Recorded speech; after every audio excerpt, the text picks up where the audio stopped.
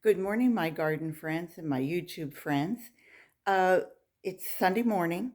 It's very early, and I just got Rick off for his walk, so I have a little time on my own that I can talk to you. And I wanted to show you today that I would like to propagate some firebush. I don't know if you've ever seen this before, but it's very common here in zones. Uh, I'm in zone 9B. I'm in Windermere, Florida. Excuse me, but this is a firebush. It's also known as Hamelia patens, and it's part of the coffee family. Very pretty little thing, isn't it? And it can be propagated either from cuttings or from seeds. And we have them growing a lot through this development. And so I thought I would take some cuttings from one of the public areas and show you how I'm going to propagate it. So it's also known as firebush. I'm going to turn this light off because I can see that it's really disturbing. Oh, I hope that's better. Um, I'm in my I'm in my kitchen, living room, what have you, and so I hope this is okay for you. Anyway, this little plant, I'm going to turn the camera around so I think you can see better. There we go. There it is.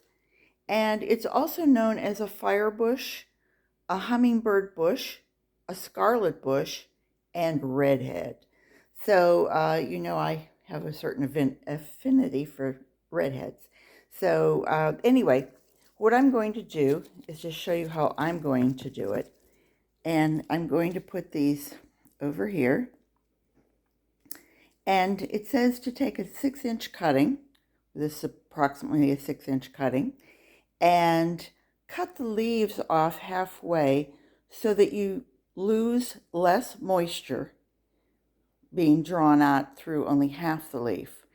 And also to put it in a nice potting soil with some vermiculite, which was what I did.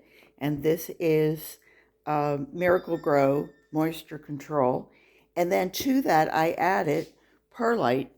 Miracle Grow also has a nice product. I'm not sponsored by them or anything. I just happen to use this. And it's perlite with a little handful here and show you. It's perlite with additives, some nutrients, and I think there's probably a 10-10-10 added to it. What does it have? Does it tell us what it's fertilizer, right? Okay, so it's got to be Miracle Grow, got to be a 10-10-10. So what I'm going to do is add this into a clay pot. I love clay pots, you know that. And I like using coffee filters versus using a stone in the base. The coffee filter, it holds on to your soil. The water drains through it without any problems. It isn't going to soak and sit in it. And so we're just going to add our soil. It's going to take me a minute, sorry. I'm still doing this with one camera and one hand, or I should say one cell phone and one hand. And I hope everyone's having a good Sunday morning. January 3rd. We're still all alive. Everyone survived their parties, whether it was 2 people or more. We personally fell asleep on the couch at 9 o'clock, but, we're old. So I'm just going to make a few little finger holes. There we go. Okay. Then I'm going to take a cutting, which is what this is, and this one I will cut later. I'm going to put it in some water, dip it in my root tone, tap it off, and stick it in the soil. And that's going to really be about it. I'm going to scrunch that down a little bit. There we go. And then the next one. A little bit of that. Root tone, I've had this thing forever and ever. And over here and done. I mean, is this easy gardening or what? And then, because they really don't like to propagate in colder weather, it truly is a warm weather plant. And I've already cut these. I'll trim the leaves in a minute. And I'll also take off these bottom leaves. But doing this one-handed is a challenge, as you can see. But thank you for following me. And I hope if you have a chance, you'll hit the subscribe button and follow me on more adventures. So there I have it. I'll tamp these down. I will cut the leaves off halfway. I have my little nifty scissors here that are very sharp. They could probably cut cuticles if you really wanted them to. But all I'm going to do is just, if I can back this up, there. Now I can see what I'm doing. And I'll just cut the leaves off halfway. There you go. There we have it. And I'll do that to all of them.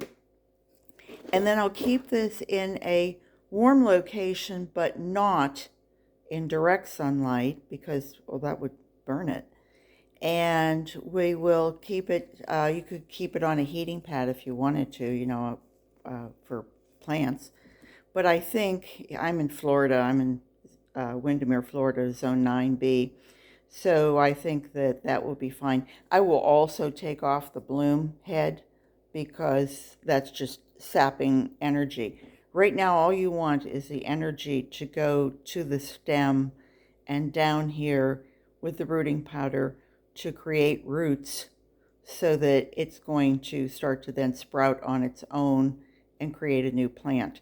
This plant, by the way, can get up to 15 feet. So obviously we're going to take it out of the pot before then. But if you're in a colder climate, it says you can grow it as an annual. Well, why not grow it in a pot and then have it in a beautiful sunny room during the winter? It's not in direct sunlight. Pull it back a bit. You know, have it next to your reading chair or whatever, and enjoy these beautiful blooms. I think they're stunning. If you have them outside, they draw in butterflies and hummingbirds, and I'm sure bees would just go mad over it. So pulling you back again, there, isn't that stunning? And those leaves are just gorgeous. They have kind of a shine to them. So that's my gardening journey for today. Thanks a lot for coming. And I hope I get to see you all real soon again. Bye-bye.